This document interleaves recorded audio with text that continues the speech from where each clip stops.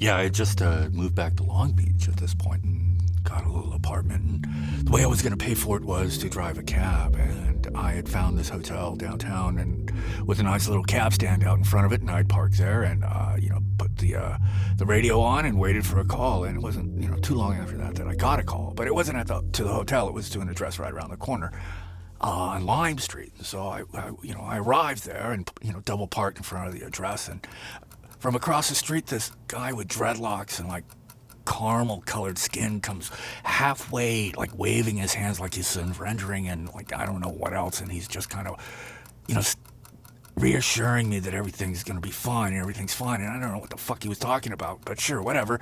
And then on the other side, this couple get in to the cab, into the backseat from the passenger side. And so I look into the rearview mirror and I see the guy and he kind of looks like he has like Down syndrome or something, and then I kind of shift my eyes so I can see the girl, and she kind of looks like she has Down syndrome too. And he doesn't say anything to me; he just hands me a piece of paper with an address written on it. And so I see the address. It's just down the street. It's like a 10-minute cab ride, and I take them there, and the rest of the ride is without incident. But then I get to their apartment, and they get out, and he pays me, and he tips me, and everything's fine. And then I noticed that after they got out, that they had left a bag. It was like one of those kind of semi-clear, semi-opaque, grocery bags, plastic bags with the handles on it. And I don't know what was. Anyway, so I got out of the cab and I went around the passenger side and I grabbed the bag and I kind of waved it and I said, "Hey, you left." And the guy looked at me from his apartment door, and recognized what I was holding and then just kind of shook his head.